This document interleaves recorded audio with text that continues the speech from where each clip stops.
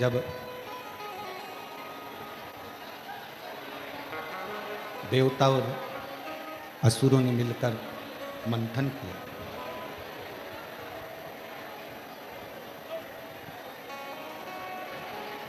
और देवता और असुर दोनों मिलकर जब मंथन कर रहे हैं और उस मंथन में सबसे पहले जो प्रकट हुई वो गौ माता प्रकट हुई।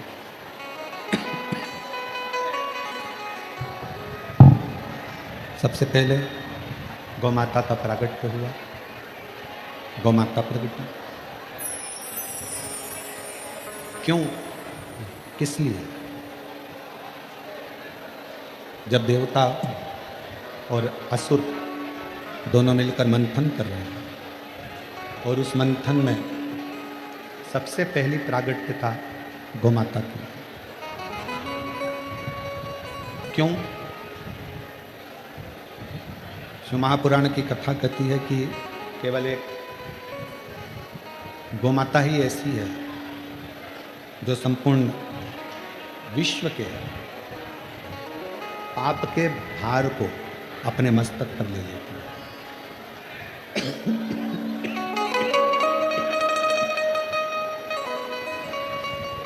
पूरे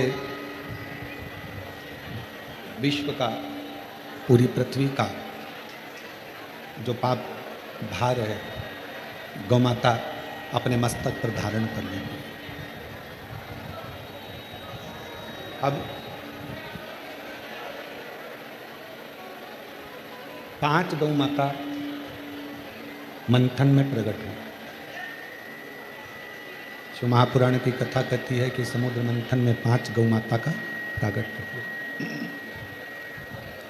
पहले नंबर पर नंदा, दूसरे नंबर पर सुभद्रा, तीसरे नंबर पर सुरभि, चौथे नंबर पर सुशीला और 5वें नंबर पर बहुला।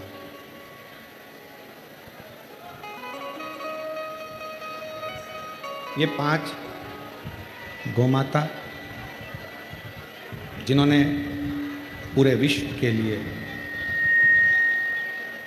पूरे विश्व के कल्याण के लिए अवतरण किया, उनका प्रागट्य हुआ।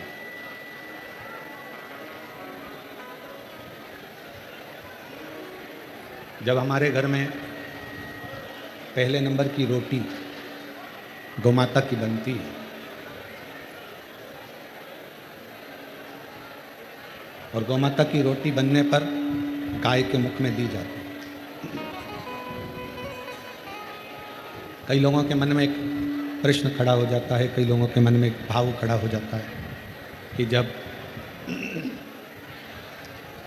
पहले नंबर की रोटी गौमाता की बनी तो किसी ने पहली रोटी बनाई तो छोटी बना दी।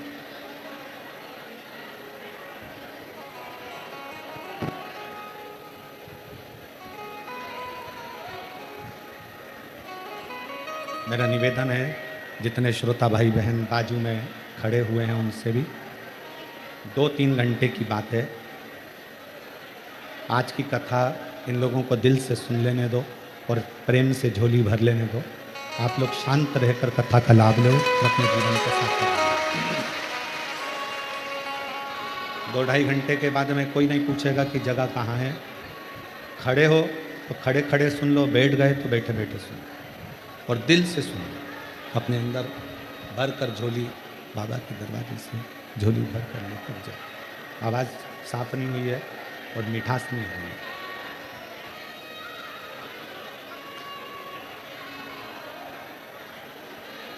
जब भगवान विष्णु और भगवान ब्रह्मा दोनों ने पर्वत को घुमाना प्रारंभ किया, दोनों घुमा,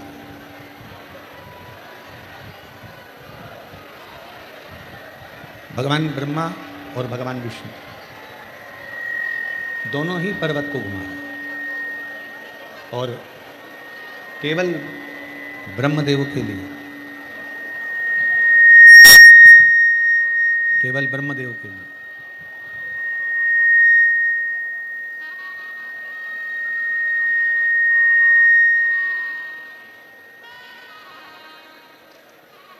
क्यों? क्योंकि ब्रह्मा जी के मन में एक संशय था।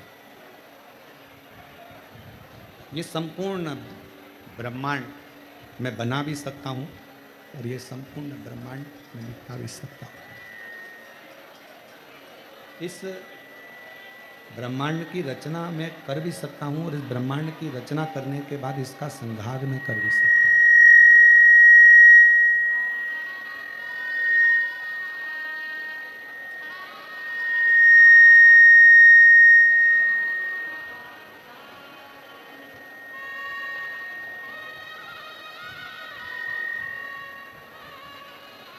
ये ब्रह्मांड का रचना करता मैं स्वयं बन सकता हूं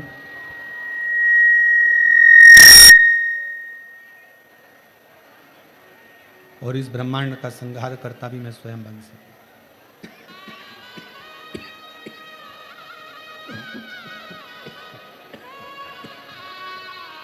दोनों में बन सकता। तब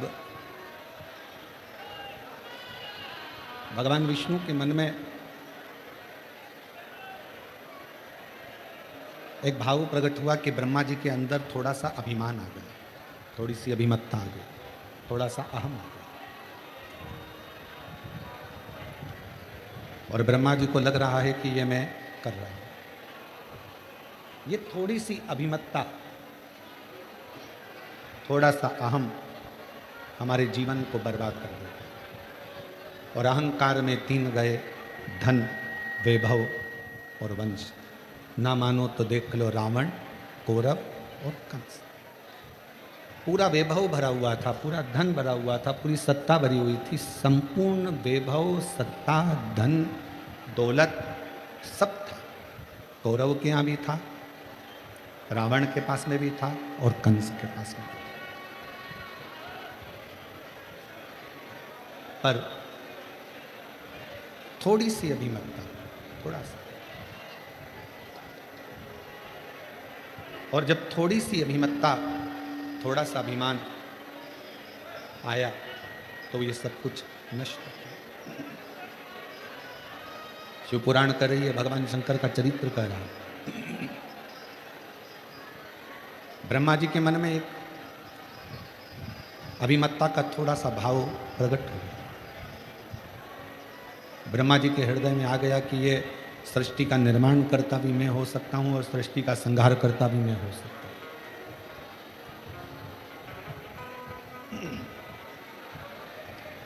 निर्माण भी मैं करूंगा और संहार भी मैं करूंगा। अब ब्रह्मा जी को कौन समझाए?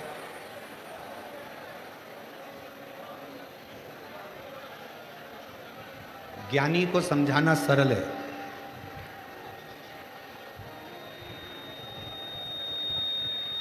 अज्ञानी को समझाना सरल है। कोई ज्ञानवान है उसको समझा सकते हो, कोई अज्ञानी है जिसमें बुद्धि नहीं है उसको भी समझा सकते हो। पर जिसके अंदर अभिमान समा जाता है उसको समझाया नहीं जा सकता, उसकी बर्बादी ही उसको समझा। ज्ञानी को समझाना सरल है, अज्ञानी को समझाना सरल है, पर अभिमानी को समझाना कठिन। जिसके भीतर अभिमत्ता आ गई उसको नहीं समझाया जा सकता, उसको नहीं समझा सकता।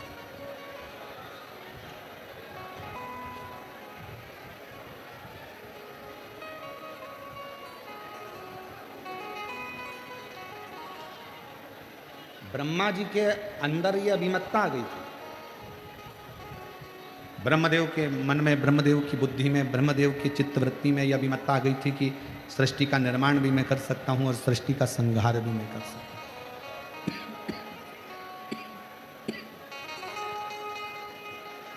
दोनों में कर सकता हूं। पर समझाए कौन? रचा है सृष्टि को जिस प्रभु ने, वही सृष्टि चला रहे हैं। जो पेड़ हमने लगाया पहले, जो पेड़ हमने लगाया मैंने, उसी का फल हम पा रहे हैं। रचा है सृष्टि को जिस प्रभु ने, वही सृष्टि चला रहे। अब ब्रह्मा जी को कौन समझाए कि ब्रह्मदेव ये सृष्टि की रचना, ब्रह्मा जी ये सृष्टि की रचना स्वयं शिव करते हैं, इस सृष्टि का संहार भी शिव करते हैं।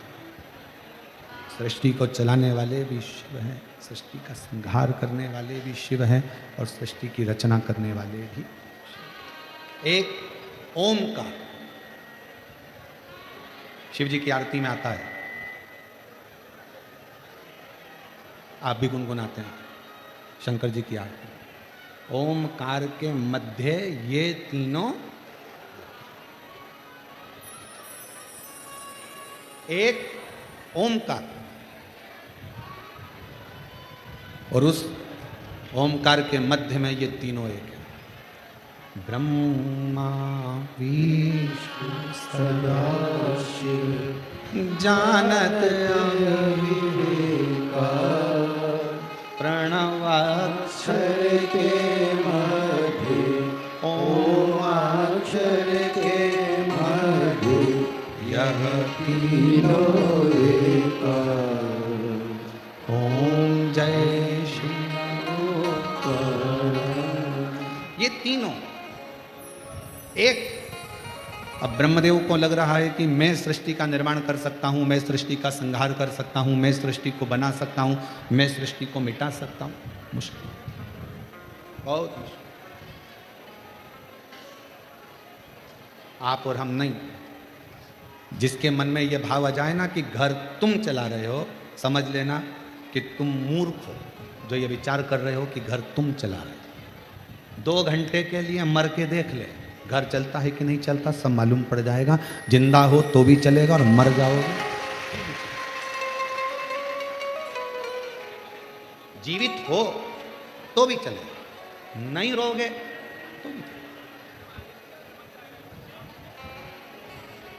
अपने मोहल्ले में, अपनी कॉलोनी में, अपनी सोसाइटी में, अपने क्षेत्र में, अपने प्रदेश में, अपने क्षेत्रों के अंदर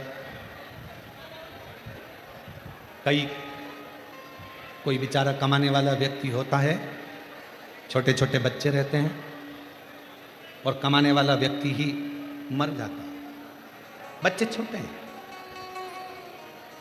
पूरा गांव का लोग कहता है बेचारे का क्या हो गया, छोटे छोटे बच्चे छोड़ के चले गए, बूढ़े बूढ़े माँ बाप रह गए और वो चले गए। कौन संभालेगा, कौन करेगा? पूरा गांव का लोग टेंशन में रहता है, इसका क्या होगा, इसका क्या होगा, इसका क्या होगा, इसका क्या होगा।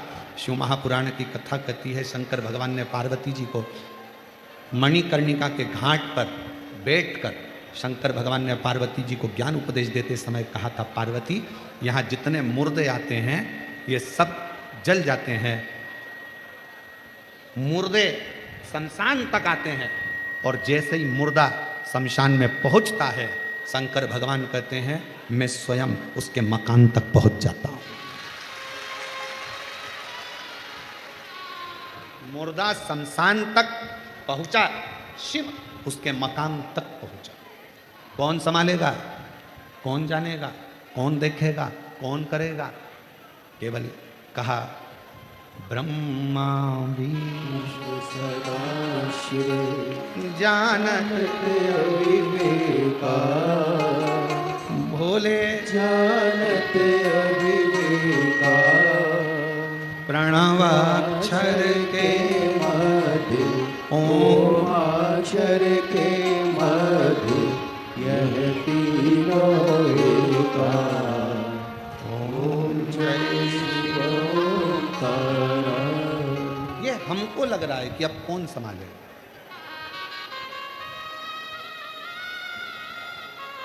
चलो मेरी जीजियां, ऐ रतनगढ़ वाली, उत्तर देना। इतना बड़ा घर तुम्हारा,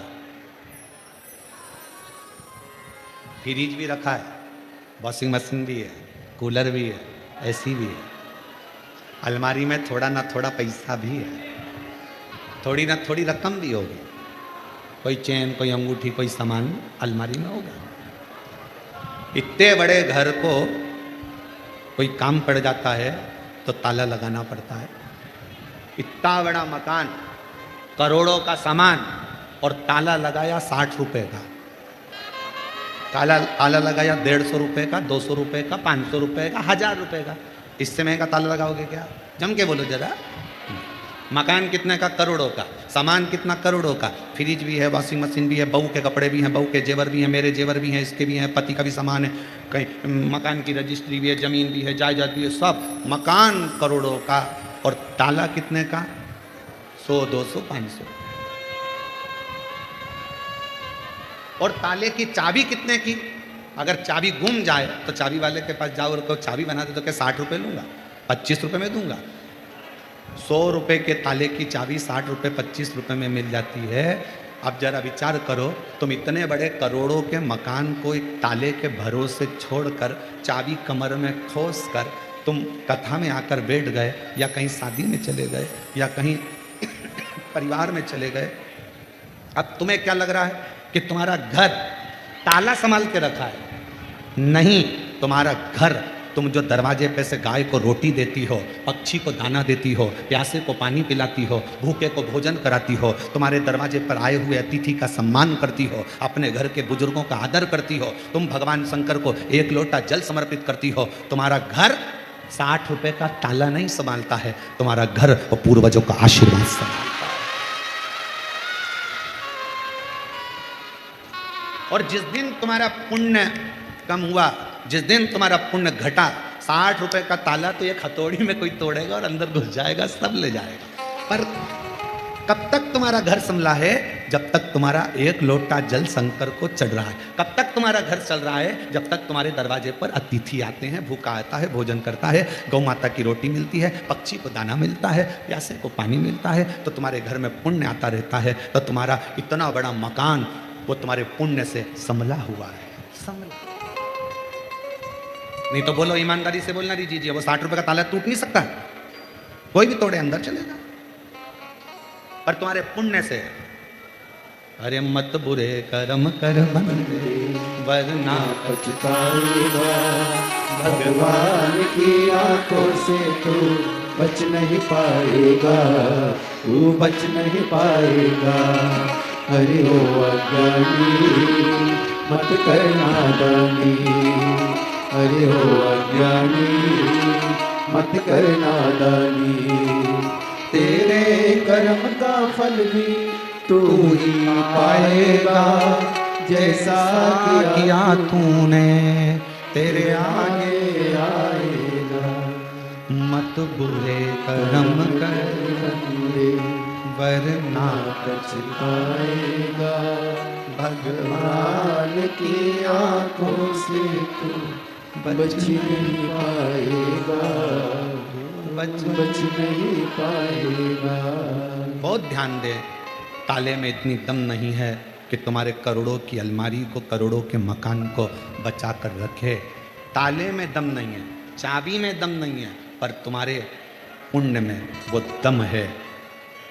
सावित्री का पति सत्यवान मौत के मुंह से अगर वापिस आता है तो सावित्री का पुण्य लेकर आता है। पुण्य सावित्री।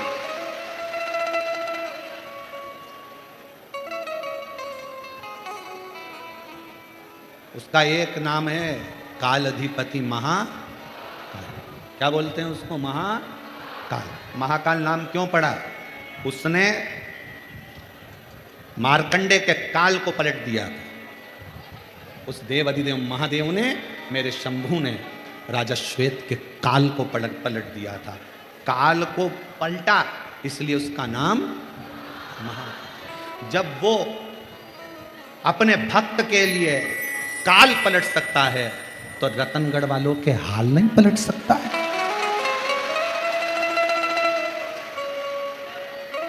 जब वो काल पलट सकता है तो तुम 1 लोटा जल चढ़ा रही हो, तुम शिव कथा सुन रही हो, तुम शिव का स्मरण कर रही हो, तुम शंकर का गुणगान कर रहे हो। मेरे इतने जीजा बैठे हुए हैं, शिव नाम को जप रहे हैं, मेरी जीजियां बेटी हैं, बेटियां बेटी हैं, महात्मा ब्राह्मण, साधु, संत, सन्यासी सब बैठे हैं, भगवान का भजन कर रहे हैं। तो ईमानदारी से बोलो, जो राजा श्वेत का काल बदल दे उसको महाकाल कहा गया, तो जो तुम्हारा हाल बदल दे उसको भी महाकाल कहा गया है। वो तुम्हारा हाल बदल सकता है, वो तुम्हारा हाल बदल।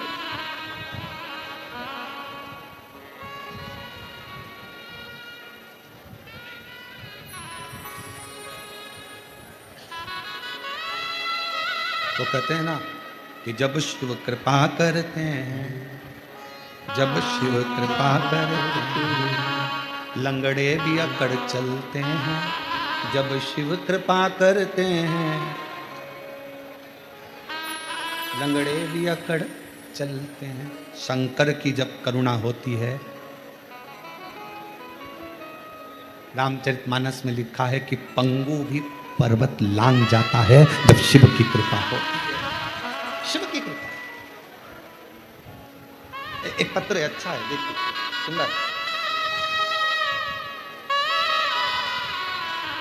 मैं मुन्नी देवी, पत्नी रामपाल, खटीक, सुभाष नगर, फतेहपुर, शेखावटी, जिला सीकर की रहने वाली हूँ। कहीं बैठी हो? मुन्नी देवी, पत्नी रामपाल, खटीक, सुभाष नगर, फतेहपुर, शेखावटी, जिला सीकर की रहने वाली। एलईडी पर पत्र पढ़ सकते हैं। अगर कोई एक लोटे जल का महत्व व शिव भक्ति का महत्व जानना चाहता है, उसका उदाहरण मध्य में मेरे जीवन पर पड़ा है। कहीं बैठी हो तो आ सकती हैं। मेरे 20 साल तक दिमाग की समस्या थी, जिसके मैंने 20 साल तक दवाइयाँ ली। दवाइयाँ लेती सही हो जाती, लेकिन दवाई बंद होते से मेरा बीपी उच्चतम हो जाता, जिसके मेरी स्थिति पागल जैसी हो जाती। लोग मुझे पागल कहा करते थे, मेरा दिमाग काम नहीं करता था। मेरी 4 संतानें भी हैं। मेरी इस स्थिति को देखकर खाना पीना सब छूट जाता था। मेरे पति के पास इतना धन नहीं था कि किसी बड़े अस्पताल में जाकर इलाज करवा सके। लोगों को लगता था कि इसको दौरे आते हैं पागलपंती के, और पागलों जैसा हाल कर कर फेंका था कि ये वो सब। तभी मेरी पड़ोस की एक आंटी ने 2020 में पहली बार आपकी कथा टीवी पर सुनी, और उन्होंने कहा कि इसको टीवी पर शिव महापुराण की कथा सुनाओ, वो सियोर वाला महाराज आता है। कथा चालू कर कर मेरे पति छोड़ देते, मैं कथा सुनती, और बाबा की कृपा से कथा से ऐसा लगन हो गई कि मैंने भी मंदिर जाना चालू करा। और बाबा की कृपा से आज मैं बाबा को धन्यवाद देने के लिए आई हूँ कि 20 साल से लोग मुझे पागल कहते थे, आज बाबा ने मुझे अच्छा कर दिया। अब मैं एक भी दवाई नहीं लेती हूँ, कोई दवाई नहीं खाती। मैं बाबा के इस कथा में लाहौटी परिवार को भी बहुत बहुत धन्यवाद देती हूँ कि लाहौटी जी ने हमें कथा सुनने का सौभाग्य दिया। ये शिव कृपा है, ये शंकर की उदारता है, ये शंकर की करुणा है। एक पत्र और है, अगर कहीं बैठी हो जीजी तो आइएगा।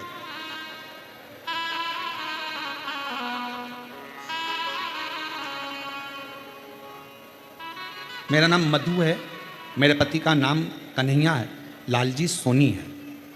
मैं सुजानगढ़ राजस्थान से आई हूँ। कहीं बैठी हूँ मधु जी? पति का नाम कन्हैया लालजी सोनी, सुजानगढ़ राजस्थान। मेरा मोबाइल नंबर ये है। एक लोटे जल का, सीहोर के रुद्राक्ष का मैं क्या वर्णन करूं? गुरुदेव, मेरे बेस्ट में एक गठान हो गई। जांच कराने पर पता चला कि मुझे लास्ट का कैंसर हो गया, और कैंसर भी निकला तो आखिर अब करूं क्या? जांच पर जांच चलती रही, इलाज पर इलाज चलता रहा, पर वो कम होने का नाम नहीं लेता। आखिरी में करा क्या जाए?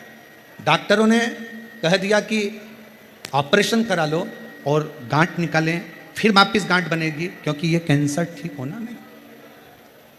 पूरे परिवार के लोग दुखी हो गए। गुरुदेव, तभी एक बहन के कहने पर शंकर पर विश्वास हुआ, और डॉक्टर साहब से विनय कर कर दवाई लेकर हम लोग आ गए, और हम बाबा के मंदिर जाना चालू कर दिया। 15 मेरी कीमो हुई, थेरेपी चली, उसके बाद भी वो थम नहीं रहा था। कैंसर थमने का नाम नहीं ले रहा था। तब दवा ली डॉक्टर की, कुंदकेश्वर महादेव का नाम लेती और कुंदकेश्वर महादेव का नाम लेकर मैं दवा खाना प्रारंभ करी। आप कहते हो गुरुजी जब दवा ना लगे तो कुंदकेश्वर का नाम जरूर लेना। मैंने चालू करा। मेरे पति मंदिर जाते दोनों टाइम, मेरे लिए जल लाते, बेलपत्र लाते। मेरे पति मुझे लेकर सीहोर पहुंच गए, रुद्राक्ष लिया, तांबे के कलश में गलाकर उस जल को पीना, शिव जी को चढ़ाकर पीना प्रारंभ करा। आज मैं बाबा का क्या वर्णन करूं। मैंने अपने पति से निवेदन करा। सीहोर वाला बाबा कहता है पंडाल में बैठकर जो मांगोगे वो मिलता है। मेरा कैंसर ठीक नहीं हो रहा, मुझे पुष्कर में कथा चल रही है, उस पंडाल में ले जाकर बिठा दो। मेरे पति ने मुझे पंडाल में ले जाकर बिठा दिया और पंडाल में जाकर बैठे। बाबा की कृपा से वहाँ की मट्टी को अपने शरीर पर लगाना प्रारंभ करा और दूसरी बार जांच कराई तो मेरे कैंसर की गांठ गल चुकी थी और मेरा कैंसर ठीक हो गया। गुरुदेव एक बात और कहना चाहती हूँ, गए तो मेरे लिए थे, पर उसी बीच में मैंने अपने बच्चे के लिए भी मांगा कि मेरे बेटे के लिए बाबा इसकी अच्छी जॉब लगवा दो और इसकी मेडिकल की पढ़ाई करवा दो। बच्चा मेहनत कर रहा था, उसका हो नहीं रहा था।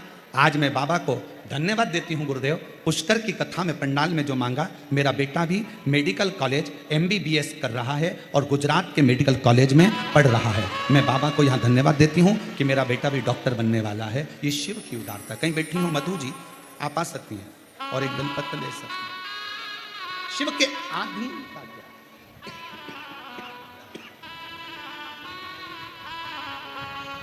और खाली ना जाता कोई दर से तुम्हारे, खाली न जाता कोई दर से तुम्हारे, मैं भी खड़ी हूँ नंदी बाग पसारे, अपने हृदय से लगा लो गिरा जा रही उठा लो भोले अपने दर से अब तो ना ना टालो, गिरी जा रही हो उठा लो हम उस पर समर्पित हो जाए। जब वो राजा श्वेत का काल बदल सकता है तो शंकर जी को एक लोटा जल चढ़ाने वाले का मेरा महाकाल हाल भी बदल सकता है। दिल से बोलो, दिल से, हृदय से पुकारो। मेरी जीजियों, ये कथा तो आज विराम हो जाएगी। हम भी यहाँ से बाबा धाम के लिए चले जाएंगे। फिर वहाँ जाकर वहाँ से सिंहेश्वर बिहार 21 से 27 तारीख तक कथा चलेगी, उसमें पहुँच जाएंगे। टीवी पर आप लोग 2 बजे से देखिए। कथा का मूल सार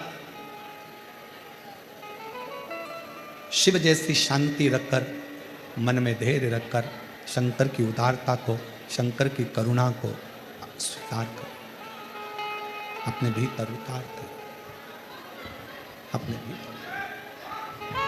और जब आप उसका नाम लेकर उसको पुकारते हो, जब आप उसको बुलाते हो, मेरी बेटियों, मेरी जीजियों, मेरी माताओं, मेरे भाई, मेरे जीजाओं, शायद दुनिया के लोग कहें कि पत्थर में भी क्या भगवान प्रकट होता है, पर इन पत्थरों का ढेर कहता है दिल से पुकारा जाए तो परमात्मा प्रकट होकर दुख हर पाए। ब्रह्मा जी के भीतर की अभिमत्ता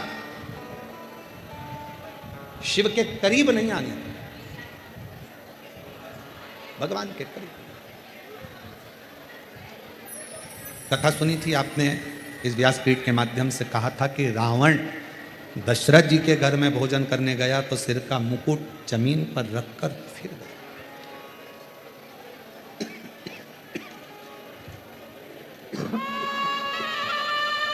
अपनी अभिमत्ता को त्याग।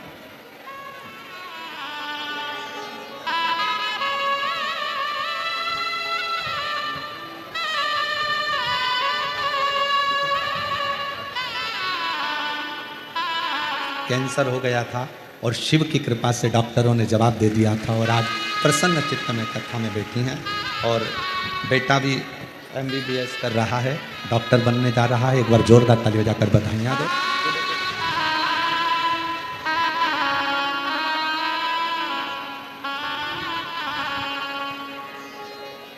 एक विश्वास के साथ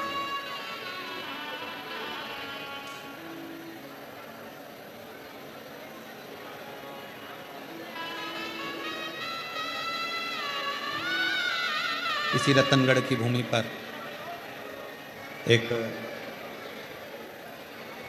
जोधपुर से एक बहन आई हुई,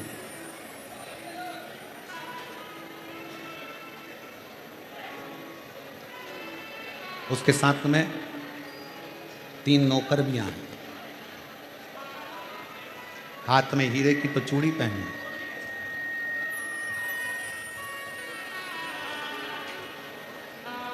जब वो कल या परसों का वीडियो होगा, कचरा उठा रही थी तो किसी मीडिया वाले ने पूछा तुम कहाँ से आई हो, तो कहा जोधपुर से।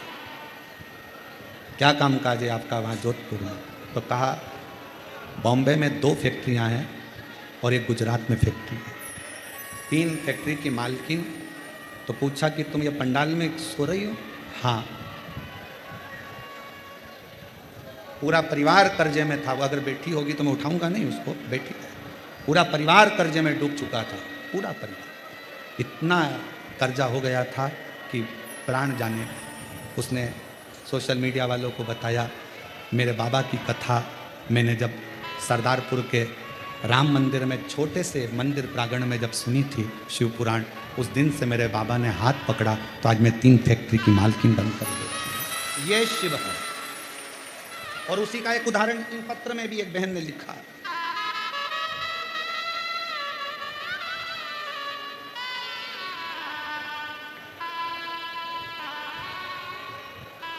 मेरा नाम राजकुमारी सोनी है, मेरा फ़ोन नंबर ये है। राजस्थान के नागौर दधीमती माता के पास से आई हूँ, कहीं बैठी हूँ तो हाथ हिला सकती हूँ। दधीमती माता के पास से आई हूँ, नागौर से, राजस्थान की रहने वाली हूँ। 2017 में आपकी कथा सुनना प्रारंभ कर सीहोर आई।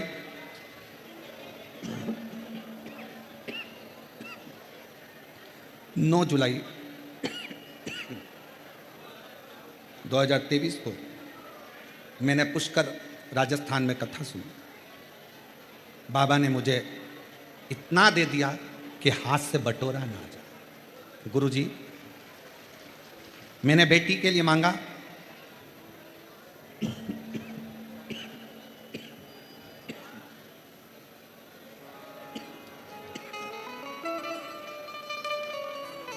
जब मैंने बेटी के लिए मांगा तो IIT कंप्यूटर साइंस से मेरी बेटी का भी सिलेक्शन हो गया। गुरुदेव, कंकर शंकर की पूजन कर पशुपति व्रत किया, बेटी का रिजल्ट आया और उसका भी चयन 12 मार्च को हो गया। घर खाली था, बेभव से उस परमात्मा ने वो भी भर दिया। 1 लोटा जल चढ़ाती हूँ, कथा सुनती हूँ टीवी पर और बाबा से जो कहती हूँ मेरा बाबा मुझे झोली भर कर दे देता है। मेरा नाम राजकुमारी सोनी है, मेरा फ़ोन नंबर ये है। मैं नागौर दधीमती माता के पास से आई हूँ।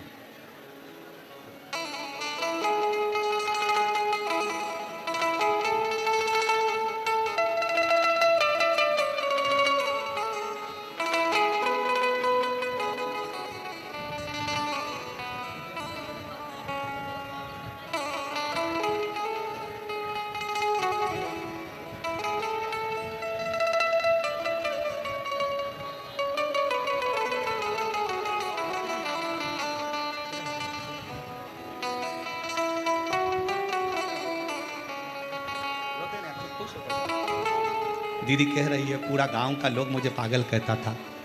20 साल तक लोगों ने पागल कहा और 20 साल तक लोग पागल पागल कहते रहे, भटकती रही। बाबा की कृपा से आज पूर्ण तरह से स्वस्थ होकर कथा के पंडाल में। और रिश्ता तेरा मेरा सबसे प्यारा, रिश्ता तेरा मेरा सबसे प्यारा, तू मेरा बाबा मैं तेरा लाला, मैं हूँ तेरा लाला। तू मेरा बाबा, मैं मैं हूँ हूँ तेरा लाला, मैं हूँ तेरा लाला। आप दिल से उससे कुछ कहने के लिए आए।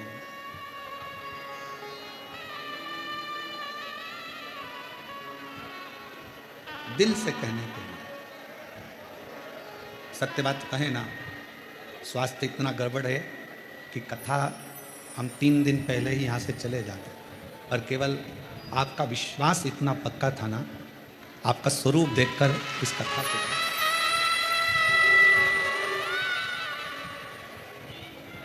ये केवल कथा आपके बल पर हो, केवल आपके। मैं माननीय पूर्व विधायक महर्षि जी को भी इस चीज़ के लिए धन्यवाद दूंगा कि ये कथा पहले दिन ही विराम हो गई थी, देखा, पर उन्होंने प्रशासन से बात कर कर अपनी खुद की वारंटी लगाई है कि इस कथा को करने दो, जो होगा वो हमारे ऊपर हम ले लेंगे, पर कथा रत्न करने दो। देखो,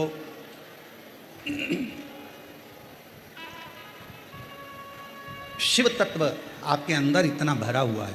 मेरी रतनगढ़ की जीजियों, मेरे जीजाओं, मेरी बेटियों बेटाओं, छोटे छोटे बच्चे, कोई पानी पिलाता हुआ, कोई कुछ खिलाता हुआ जब दिखता है ना, तो ऐसा लगता है कि इन लोगों के भीतर कितना भाव।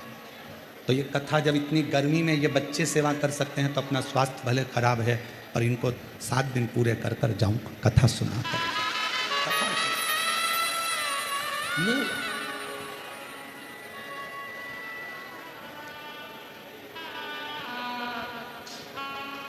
और यही कारणों से आप पूछेंगे दिनेश जी से, तो हम उनके परिवार से भी नहीं मिले। आपसे मिलने की तो बात दूसरी। गौशालाओं से निमंत्रण आया कि महाराज जी आना है, हमारा जाना नहीं। कई मंदिरों से निमंत्रण आया। शरीर 3 घंटा यहाँ कथा को देने के बाद शरीर में इतना ज़्यादा तकलीफ हो जाता है कि घर कमरे में जाकर आप दवाई खाकर कमरे से बाहर नहीं निकल सकते। कई लोगों के मन में, दिनेश जी आपके भी परिवार के मन में होगा, गुरु जी नहीं मिले, हम क्षमा चाहेंगे, क्योंकि हमारा शरीर इतना प्रखरता नहीं दे पाया। हम 3 घंटा कथा बाँचने के बाद में आप लोगों से मिल सके, ये हमारी सामर्थ्य है।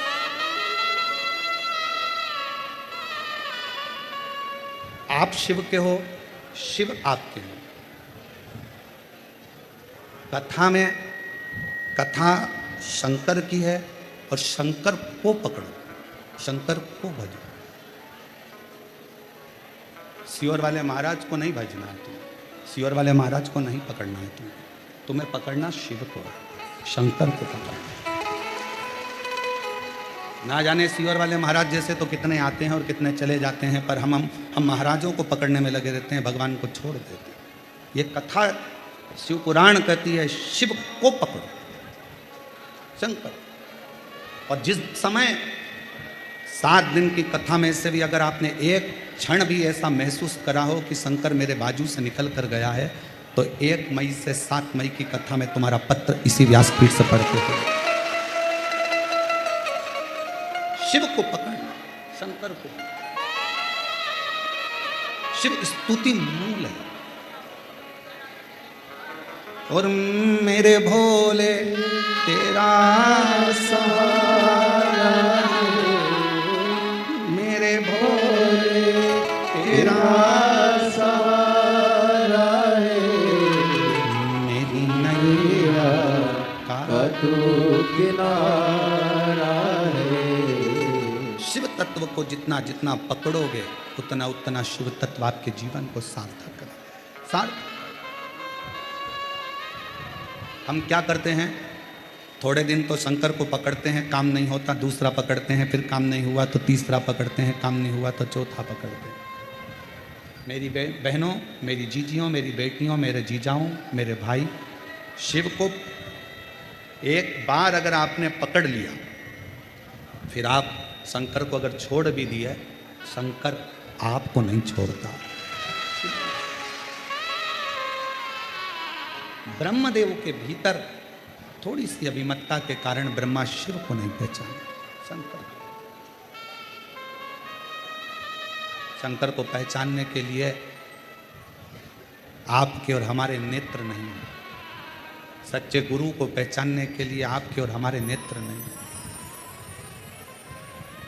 ये नेत्र जिस समय तक भाई श्री हनुमान प्रसाद जी पोद्दार जी रतनगढ़ में रहते होंगे, कुछ ही लोग उनको जानते होंगे कि इतना इतना तेज है उनमें, पर जब शरीर चला जाता है, शरीर पहुंच जाता है, तब लोग कहते हैं कि हमारे क्षेत्र के ऐसे ऐसे विद्वान। उस विद्वान को जीते जी पहचानो कि नेत्र चाहिए अपने पास में, कि ये क्या, उसको पहचानने के नेत्र चाहिए। और जब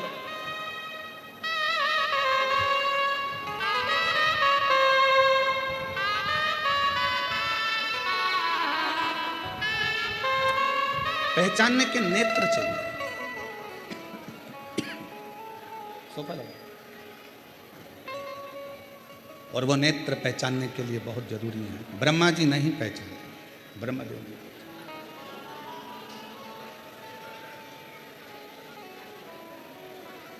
जब ब्रह्मा जी नहीं पहचाने, घर्षण किया, शिवलिंग प्रकट हुआ। शिवलिंग को देखकर ब्रह्मा जी ने कहा, ये शंकर है, ये शिव है।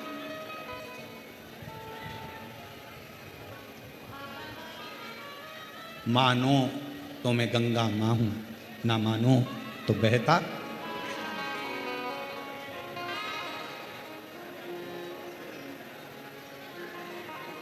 मानो तो गंगा मां हूं, ना मानो तो बहता पानी। मानो तो कंकर में शंकर है, और ना मानो तो वो पत्थर, वो पाषाण, वो कंकर। ये आपके ऊपर निर्भर करता है, आप क्या मानते हैं।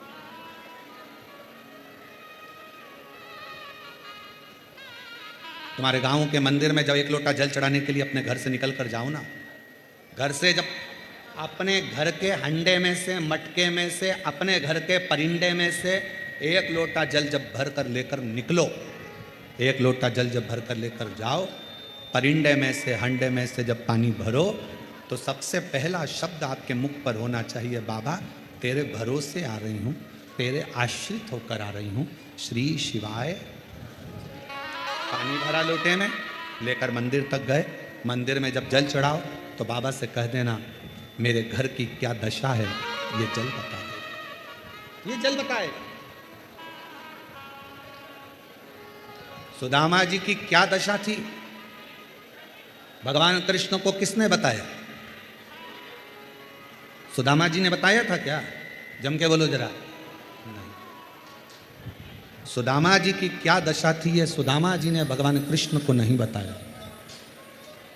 सुदामा जी ने नहीं बताया। कौन ने बताया?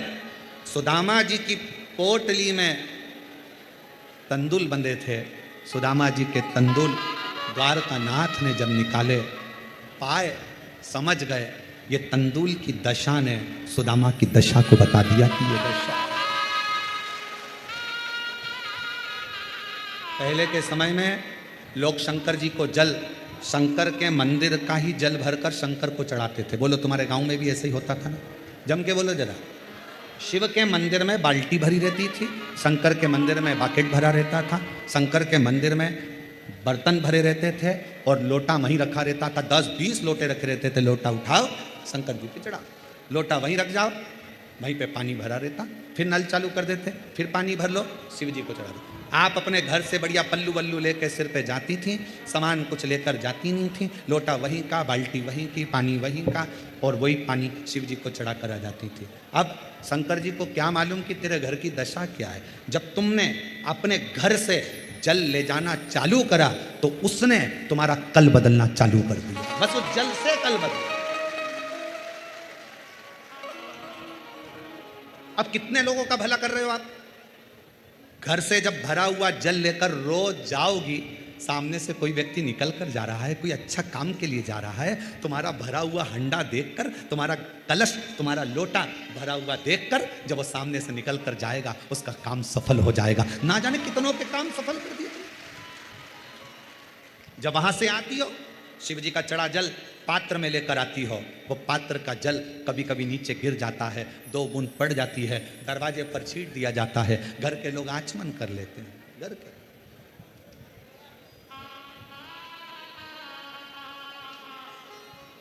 शिव के आचमन कर रहे हैं, वो जल ने क्यों? आज पूरा विश्व, 272 देश आज शिव महापुराण की कथा को सुनते हैं और पूरे 272 देश इस शिव महापुराण की कथा पर आश्चर्य करते हैं। क्या पहले सावन नहीं आता था? क्या पहले शिवरात्रि नहीं आती थी? क्या पहले लोग सब मंदिर नहीं जाते थे? जाते थे। फिर अब कलिकाल में शंकर भगवान एकदम एक लोटा जल और सारी समस्या हल, ये कैसे होने लगा? उसका कारण केवल इतना था, सुदामा भगवान कृष्ण के यहाँ जब तक नहीं गए, जब तक उनके पास में देने के लिए कुछ नहीं था। जब चावल की पोटली आई, सुदामा लेकर पहुंच गए। तुम भगवान शंकर के दरवाजे पर जब एक लोटा जल लेकर गई और शिव जी को चढ़ाया, उस जल ने तुम्हारा कल बदल दिया। उस जल ने जान लिया कि ये शिव पाया। तेरे घर की दशा क्या है? जल कहां रखा रहता है? जिस जल को तुम भर के लेके जाती हो, वो जल कहां रखा रहता है? हॉल में, तुम्हारे बेडरूम में नहीं, वो जल रहता है रसोई घर में। और रसोई घर में से, वो हंडे में से, परिंडे में से जल भरती हो। परिंडा पितरों का स्थान होता है। पितरों का जल घर के मध्य से निकलकर जब तुम बाहर जाती हो, तो घर का वास्तु, पितरों का भाग, वास्तु का भाग सब जल में भरा कर जाता है और शिव जी पे चढ़ जाता है। तो पितृ दोष भी शिव समाप्त कर देते हैं, वास्तु दोष भी शिव समाप्त कर देते हैं, और कालसर्प दोष भी शिव समाप्त कर देते हैं।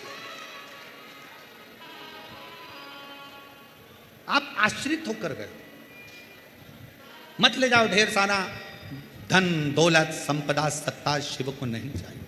नहीं, आप शंकर के पास में दिल से लेकर जाओ। नानी भाई का मायरा किस किसने सुना है? हाथ उठाओ जरा।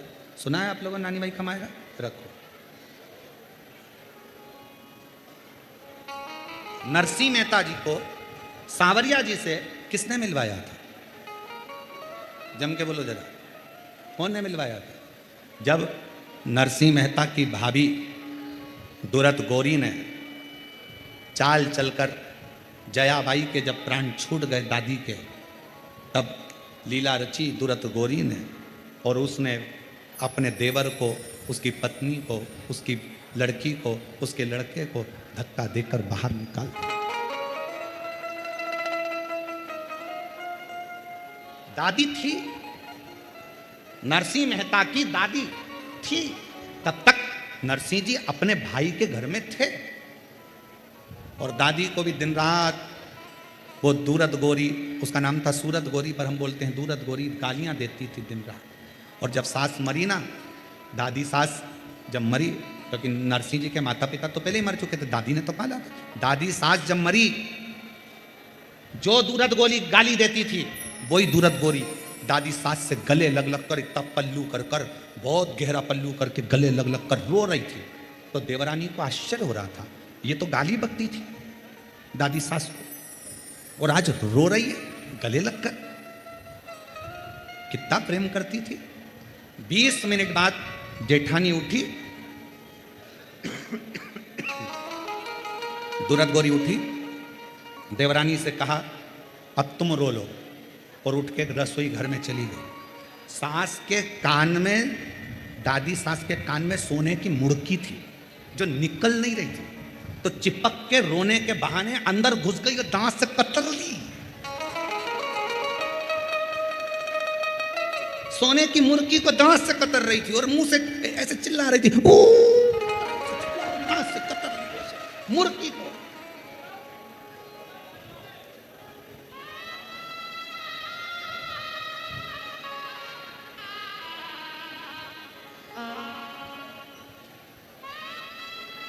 माताएं जब रोती है तो बड़ी डिजाइन में रोती है, जब घर में कोई बुजुर्ग मर जाता है तो बहुत डिजाइन में रोती रहती है, हे भगवान तूने क्या कर दिया, मुझे भी ले जा। और बाजू में भगवान आकर खड़े हो के कोनी मार के कमला अच्छा, कमला के मेरे को चक्कर आ रहे, पड़ोसन को ले जा। हाँ, दादी सास मरी तो सोने की मूर्ति निकाल के अंदर डाली आई और बाद में क्या कहती, ले जाओ बॉडी को ले जाओ, अंतिम संस्कार। 13 दिन भी पूरे नहीं हुए थे दादी सास के, और जेठानी ने धक्के मारकर निकाल दिया था। नरसिंह जी के भाई इतने अच्छे थे, नरसिंह जी जब जा रहे थे, भाई ने आवाज लगाकर कहा, रे नरसिंह इतने रात को कहां जाएगा, कहां? नरसिंह अगर कोई डर नहीं मिले, कोई डेरा नहीं मिले, इतनी रात को कहां जाएगा? अरे अपने गांव में शंकर का मंदिर है टूटा, उसमें चले जा। नरसिंह जी रोते शंकर के मंदिर में चले गए। नरसिंह जी को मालूम नहीं था कि आज शिवरात्रि है। रात भर शिवलिंग को गले लगाकर नरसिंह जी रोते रहे। हाथ में पानी का लोटा नहीं था, पर नैनों का जल शिव पर पूरी रात चढ़ता रहा, शिवलिंग का अभिषेक होता रहा। नानी भाई के मायरे में जिन ब्राह्मण देवता ने आपको कथा सुनाई होगी, उन्होंने कहा होगा शिवरात्रि का दिन मंदिर में शंकर के ऊपर आंखों का जल चढ़ा, शंकर प्रकट हो गए, नंदी पर बिठाया नरसिंह जी को। भारत की भूमि के पहले संत थे नरसिंह मेहता, जो जीते जी गौलोक धाम तक चले गए थे, स्वर्ग तक चले गए। कोई लेकर नहीं जाता, किसी की सामर्थ्यता नहीं थी जो ले जाते, शरीर जीवित था और नरसिंह जी को नंदी पर बिठाकर गोलोक धाम ले गए, जहां पर भगवान कृष्ण राधा जी के साथ में रास कर रहे थे। नरसिंह जी को खड़ा कर दिया। नरसिंह जी ने पूछा, ठाकुर जी कहाँ मिलेंगे? कि सामने मिलेंगे, तो यहीं खड़े रहे, वो तुझे देख लेंगे। भगवान शंकर पीछे छुप गए। सांवरिया जी बंसी बजाते बजाते नरसिंह जी पे दृष्टि पड़ गई। नरसिंह जी को देखा तो सांवरिया जी दौड़ कर आ गए। तुम कौन? नरसिंह जी बोले, मैं नरसिंह मेहता। कहाँ रहते? पृथ्वी पर। तो यहाँ स्वर्ग में क्या कर रहे हो? लेके कौन आया? नरसिंह जी बोले, नंदी पे लाया था, बेल पे चढ़ा के लाया था। भगवान कृष्ण राधा जी के गले में बैया डालकर मुस्कुरा कर कहते हैं, राधा मेरे तक लेकर आने की हिम्मत केवल एक शंकर में है, जो जीते जी भी ला सकता है। केवल शिव में, जो जीते जी भी मनुष्य को मेरे पास ला सकता। नरसिंह मेहता जी खड़े थे, सांवरिया मुस्कुराकर, राधा रानी के साथ सांवरिया मुस्कुराकर दोनों हाथ उठाकर मेरे सांवरिया सेठ ने कहा, हर हर। जो सांवरिया सेठ ने कहा देखकर थकित रह गई राधिका। प्रभु शिव जी लेकर आए हैं नरसिंह को, कुछ दोगे नहीं? दे दी, रात के रात दे दी। जब जब गाएगा सांवरिया दौड़ कर आएगा। और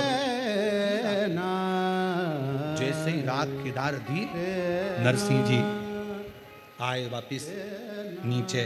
शंकर भगवान ने कहा, नरसिंह बस मेरा काम यही था, मैं डायरेक्ट नहीं देता, इनडायरेक्ट बहुत दे देता। अब तुझे कोई कमी नहीं रहेगी। टूटे झोपड़े से मड़े महल में नरसिंह पहुंच गए। किसकी कृपा से? जम के बोलो, शिव की कृपा से।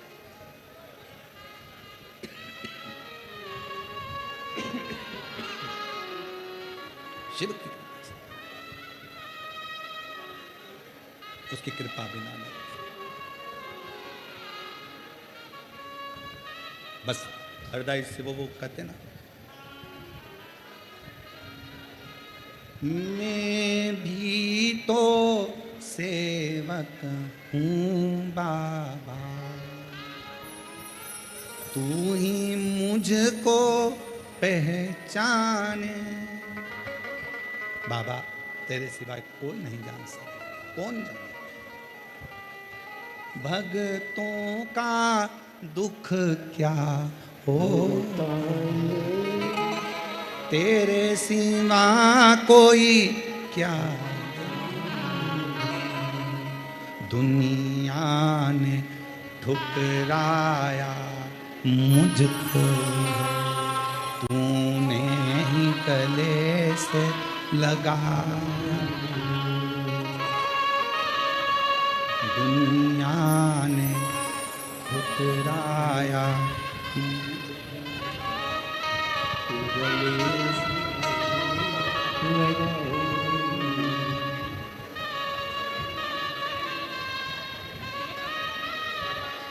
बेटी का दीदी बोल रही हैं, सिलेक्शन भी हुआ तो ऐसा हुआ, मैं जब कथा सुनने के लिए पंडाल में आई तो बाबा से कहकर आई थी कि बेटी का एग्ज़ाम तो पास हो गया, पर सिलेक्शन ऐसी जगह देना जहां दुनिया की दृष्टि रहे। और कथा के पंडाल में कथा सुनने के लिए बैठ गई और कथा के पंडाल में ही सूचना आई कि बेटी रक्षा मंत्रालय में सिलेक्शन हो गया। रक्षा शिव को जाने, शिव को।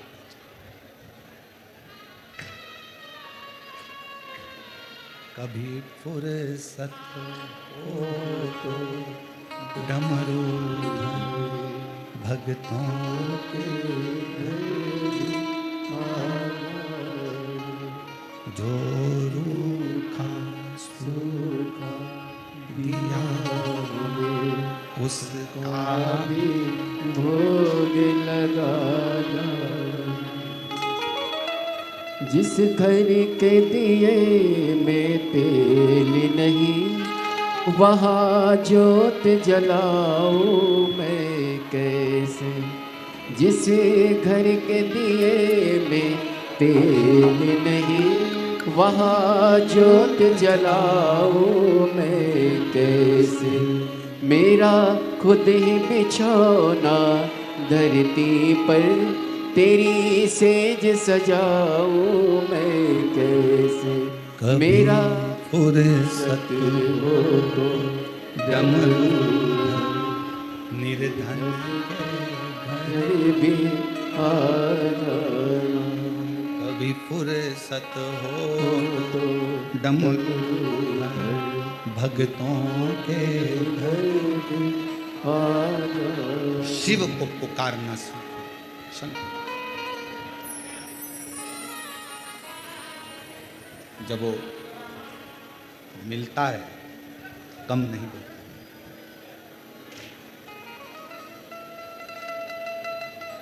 दुनिया की चाह कम और दुनिया बनाने वाले की चाह ज्यादा होना चाहिए। दुनिया बनाने वाले शिव कथा कर रही है, भगवान शंकर का कथा वर्णन कर रही है।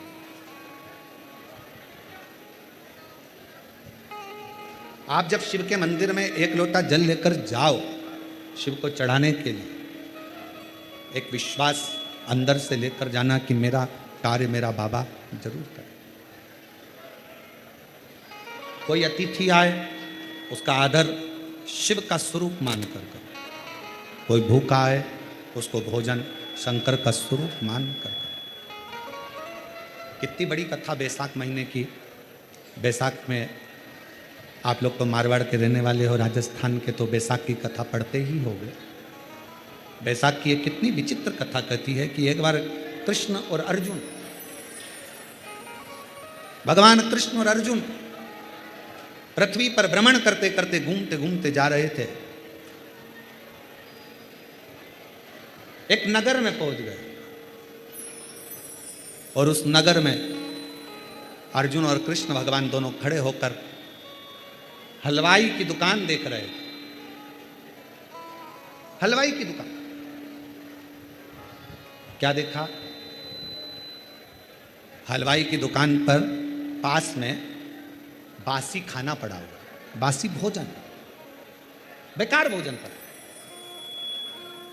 बहुत दिन का बासी भोजन हलवाई की दुकान के पास में पड़ा हुआ, बहुत दिन।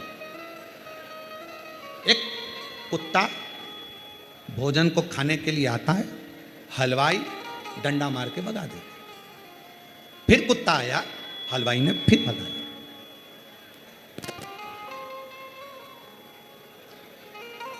फिर कुत्ता आया, हलवाई ने फिर भगाया। बार बार कुत्ता आ रहा था और हलवाई भगा रहा था। अर्जुन से सहन नहीं हुआ। अर्जुन ने भगवान कृष्ण से कहा, प्रभु गजब की लीला है, बासी भोजन पड़ा है, और बासी भोजन पड़ा है, अगर कुत्ता खा भी लेगा तो इसका क्या जाएगा, खान देना। सड़ा भोजन है, बासी भोजन है, कुत्ता खा भी लेगा तो खान दे, कुत्ता खाए खाने दो। पर ये हलवाई तो उसको भगाने में लगा है। भगवान द्वारकानाथ ने कहा, अर्जुन सुन, बैसाख का महीना था और बैसाख के महीने में ये जो कुत्ता है ये हलवाई की दुकान का सेठ है। इसके रिश्तेदार, इसके परिचित इसके घर मेहमानी करने आए और घर के लोगों ने दुकान पर भेज दिया। दुकान पर आने पर भी बैसाख के महीने में इसने एक चुल्लू जल नहीं पिलाया, ना मुख झूठा कराया। बस वही सेठ कुत्ता बना है और आज अपनी ही दुकान का बासी भोजन भी उसको प्राप्त नहीं हो पा रहा। कोई अतिथि आया, आदर करिए। रतनगढ़ वालों, कितना पुण्य होगा तुम्हारा कि बैसाख के महीने में तुमने कितने लोगों को पानी पिलाया और कितने लोगों को तुम लोगों ने सेवा करी। वो सेवा तुम्हारी खाली नहीं थी, कितने लोगों ना।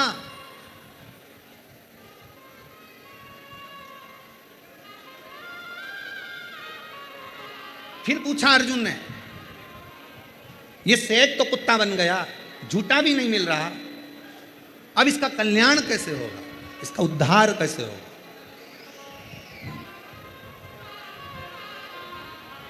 कैसे उद्धार?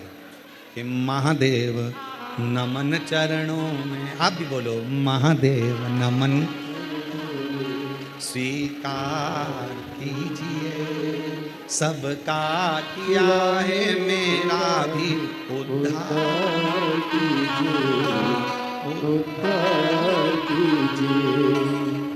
हे त्रिपुंडधारी, हे त्रिशूलधारी।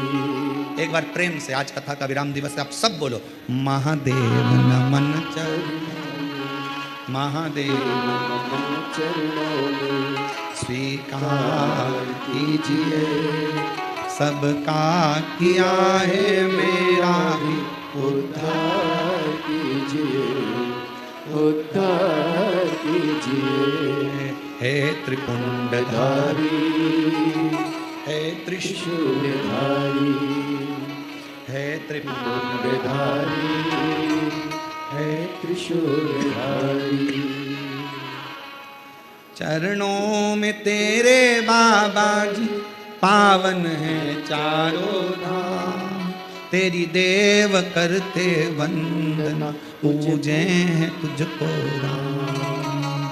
हो जाए पूरी कामना, हो जाए पूरी कामना, उपकार कीजिए, सबका किया है मेरा भी उद्धार कीजिए, उद्धार कीजिए।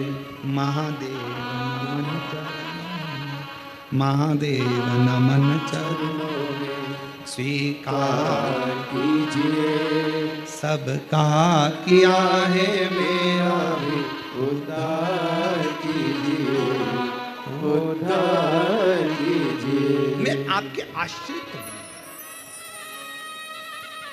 अर्जुन ने पूछा भगवान कृष्ण से, इसका कल्याण कैसे होगा? ये हलवाई जो कुत्ता बन गया है, कभी रिश्तेदार आए, पानी नहीं दिया, पवाया नहीं, कछु बैसाख के महीने में मरा, सो कुत्ता बन गया। अब इसको ये इसकी मुक्ति कैसे है? कैसे मुक्ति हो? क्या करे ये कि मुक्त हो जाए? क्या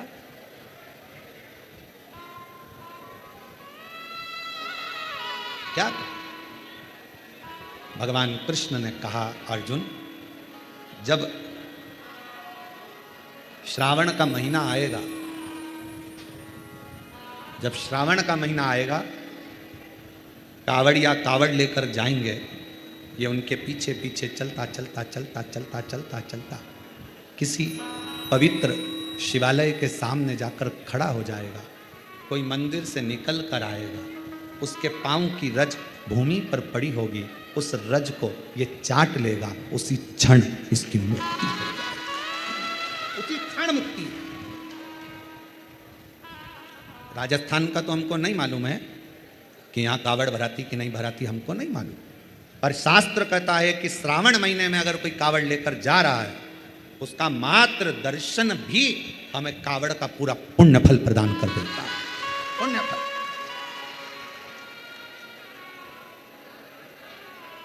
शिव देने वाला है, इसलिए धीमा बजाओ भोलानाथ डमरू, धीमा बजाओ भोलानाथ डमरू, धीमा बजाओ, धीमा बजाओ भोलानाथ डमरू, धीमा बजाओ, धीमा बजाओ भोलानाथ डमरू, धीमा बजाओ, धीमा बजाओ भोलानाथ डमरू, धीमा बजाओ, धीमा बजाओ भोला, धीमा बजाओ, धीमा बजाओ भोला, धीमा बजाओ, धीमा बजाओ भोला, धीमा बजाओ, धीमा बजाओ भोला, धीमा बजाओ, धीमा बजाओ भोलानाथ डमरू, धीमा बजाओ, धीमा बजाओ भोलानाथ डमरू, धीमा बजाओ।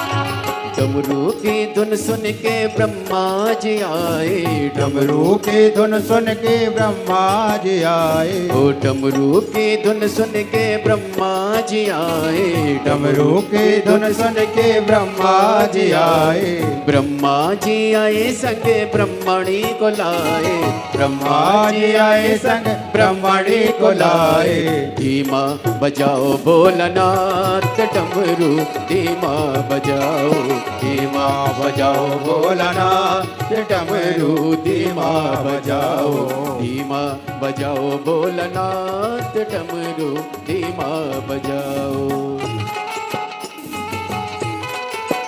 राधे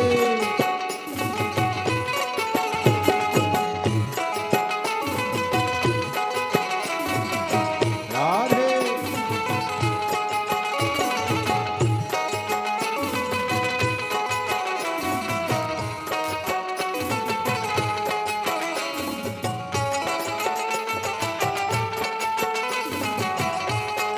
राधे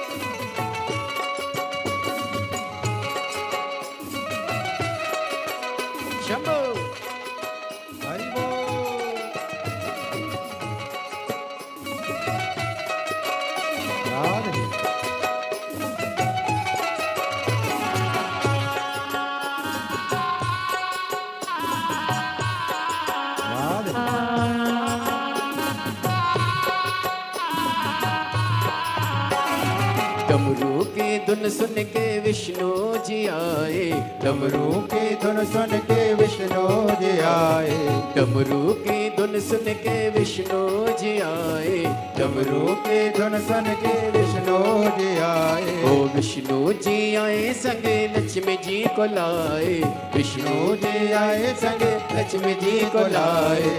धीमा बजाओ भोलानाथ डमरू, धीमा बजाओ, धीमा बजाओ भोलानाथ डमरू, धीमा बजाओ, धीमा बजाओ भोलानाथ डमरू, धीमा बजाओ।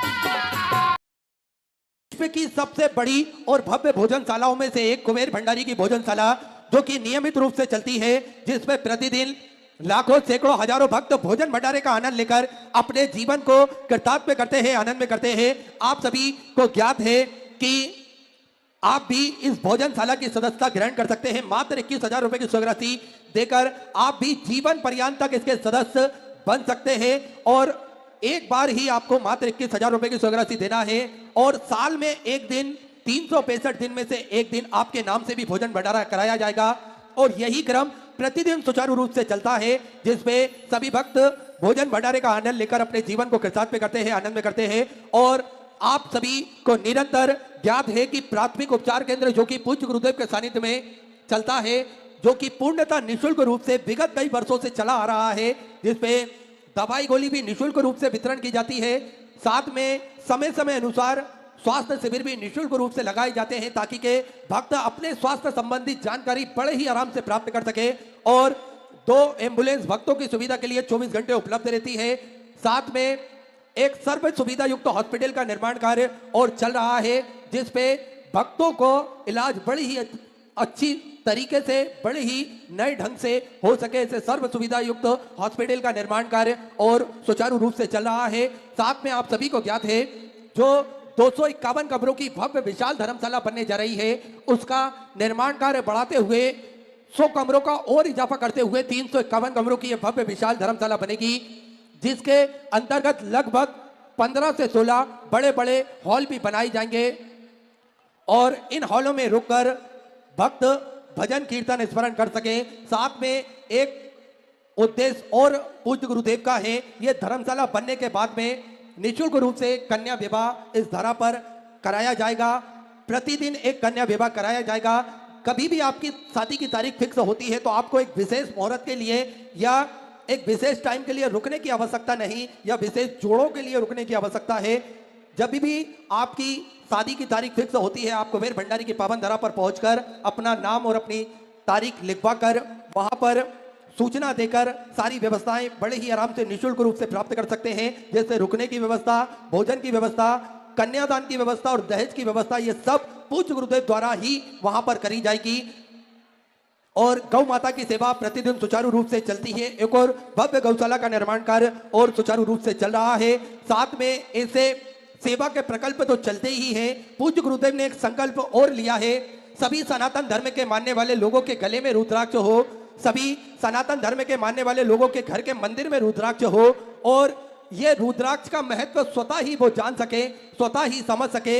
इसलिए प्रतिदिन सुबह 10 बजे से शाम 5 बजे तक निःशुल्क रूप से रुद्राक्ष वितरण किए जाते हैं, जिसका किसी भी प्रकार का कोई शुल्क नहीं लिया जाता है।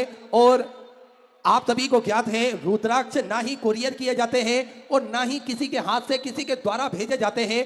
आपको स्वतः ही कुबेर भंडारी की पावन धरा पर पहुंचना है और वह रुद्राक्ष आप बड़े ही आराम से प्राप्त कर सकते हैं।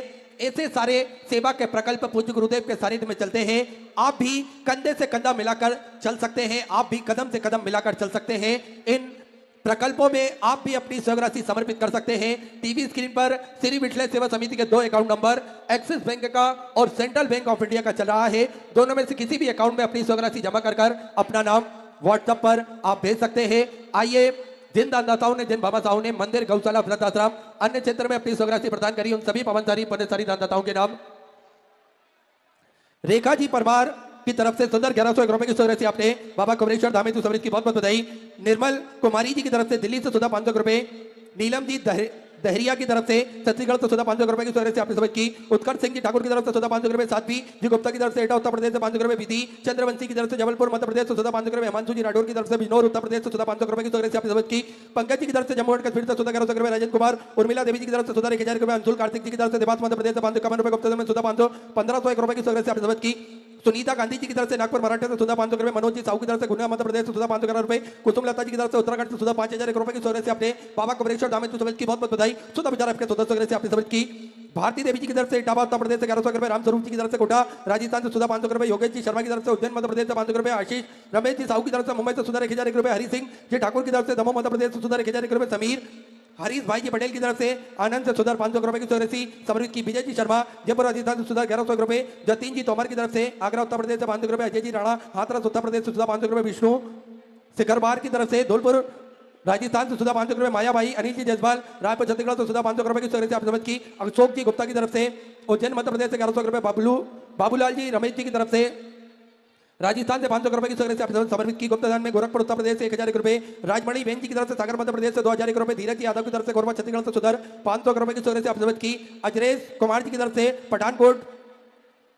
पठानकोट पंजाब से सुधर आपने 500 रुपए की सहराशि समर्पित की। सुरेश ऊषा जी राठौर की तरफ से इंदौर मध्य प्रदेश से 1100 रुपए। देवेंद्र सिंह जी चौहान की तरफ से नैनीताल उत्तराखंड से सुधा 1100 रुपए। कमलेश जी मित्तल की तरफ से सुधा 5100 रुपए की सहराशि आपने बाबा कमलेश्वर धाम हेतु समर्पित की बहुत बहुत बधाई। सुधा विचार आपके 1400 सहराशि आपने समर्पित की। पुष्पा देवी प्रेमचंद जी की तरफ से सुधा 500 रुपए। विवेक कुमार जी की तरफ से भट्टा बिहार से सुधा 1100 रुपए। नारायण सिंह जी रामदेव जी की तरफ से हिमाचल प्रदेश से सुधा 2100 रुपए। सत्या देवी जी की तरफ से हिमाचल प्रदेश से सुधा 1100 रुपए की सहराशि आप समझ की। महेश्वर प्रताप सिंह जी की तरफ से भागलपुर बिहार से सुधा 1051 रुपए की सहराशि आप समर्पित की। अनिल सिंह जी की तरफ से दिल्ली से सुधा 505 रुपए की सहराशि आपने समझ की। मनोज कुमार जी की तरफ से चंडीगढ़ पंजाब से सुधा 1100 रुपए। राजकुमार जी राय की तरफ से जबलपुर मध्य प्रदेश से सुधा 21,000 रुपए की सहराशि देकर आजीवन भोजन भंडार की संस्था ग्रहण करी। सुनहरे अक्षरों में अपना नामांकित कराया, बहुत बहुत बधाई। सुधा विचार आपके 1400 सहराशि आपने समर्पित की। मुन्नी बाई जी की तरफ से सुधा 500 रुपए। अंशु प्रेम नारायण जी गुप्ता रायपुर छत्तीसगढ़ से सुधा 1100 रुपए की सहराशि आपने समर्पित की। सभी दानदाताओं को मैं हृदय की अनंत गहराई से नमन करता हूं, दंडवत करता हूं, प्रणाम करता हूं। 16 सहराशि आपने समर्पित की। जो भक्त अपनी सहराशि मंदिर, गौशाला, वृद्धाश्रम, अन्य क्षेत्र बाबा कमलेश्वर धाम हेतु समर्पित करना चाहते हैं, वे टीवी स्क्रीन पर श्री विठले सेवा समिति के 2 अकाउंट नंबर एक्सिस बैंक का और सेंट्रल बैंक ऑफ इंडिया का चल रहा है। दोनों में से किसी भी अकाउंट में अपनी सहराशि जमा कर अपना नाम व्हाट्सएप पर भेज सकते हैं। आइए सीधे व्यासपीठ की शरण में चलते हैं। पूज्य गुरुदेव के सानिध्य में हम सभी आज 7वें दिवस की कथा, विराम दिवस की कथा श्रवण करेंगे। जय जय श्री राधे, हर हर महादेव, श्री शिवाय नमस्ते।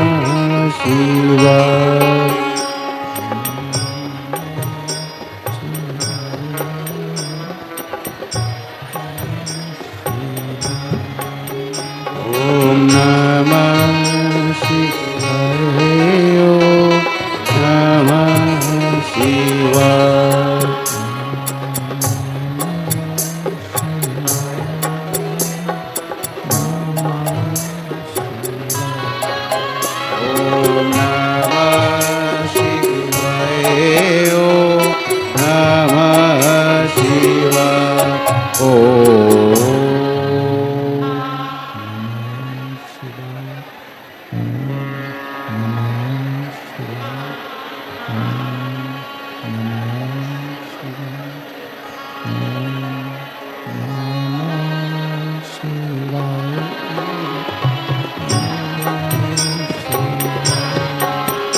ओम नमः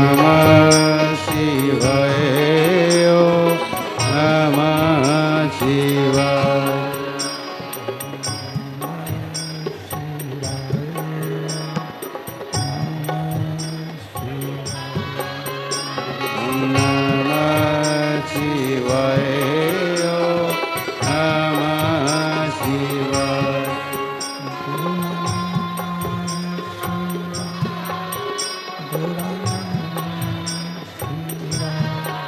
भोला नमः शिवाय।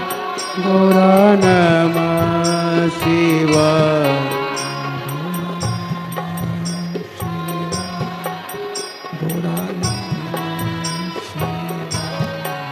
भोला नमः शिवाय। गौरा नमः शिवाय।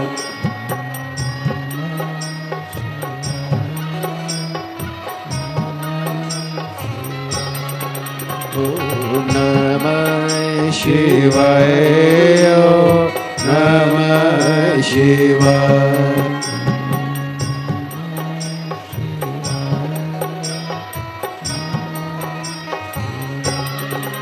ओम नमः शिवाय। ओम नमः शिवाय। ओम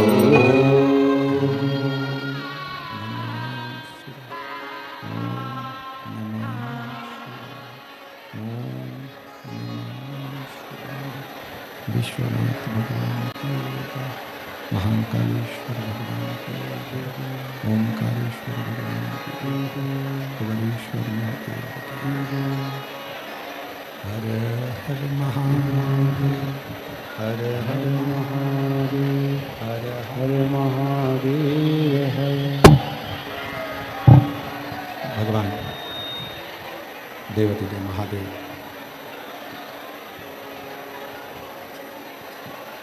भगवान शिव जिनकी पुनीत पावन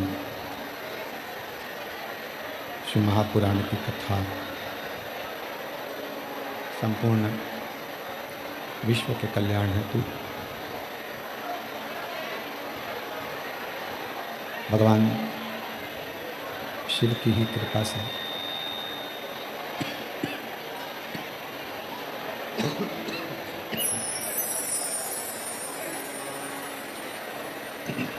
भगवान देवादिदेव महादेव की करुणा से संतों की पवित्र पावन धरा, जिस पवित्र भूमि पर संत साधु सन्यासी तपस्वी साधक उपासक तप साधना करते रहे, ऐसी पवित्र पावन भूमि रतनगढ़ चुरू राजस्थान, जिस भूमि पर परम पूज्य भाई श्री हनुमान प्रसाद जी पोद्दार जी स्वयं इस भूमि पर रहकर गीता प्रेस गोरखपुर का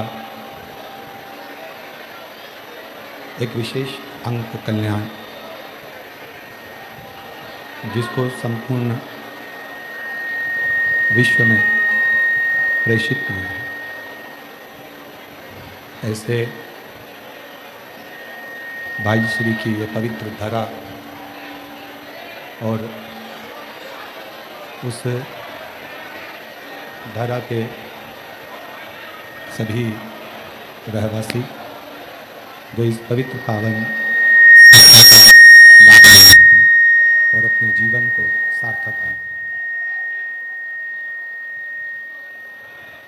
कथा के मुख्य यजमान स्वर्गीय पुरुषोत्तम लाल जी लाहौटी जी की स्मृति में श्री दिनेश जी लाहौटी परिवार, रतनगढ़, राजस्थान, जिला चुरू, जो इस पवित्र कथा के मुख्य यजमान का पद ग्रहण करें। एक बार यजमान परिवार के लिए जोरदार ताली बजाकर स्वागत, अभिनंदन। जिन्होंने इस पवित्र पावन कथा का लाभ आपको और हमको दिया। यहाँ आवाज़ नहीं है।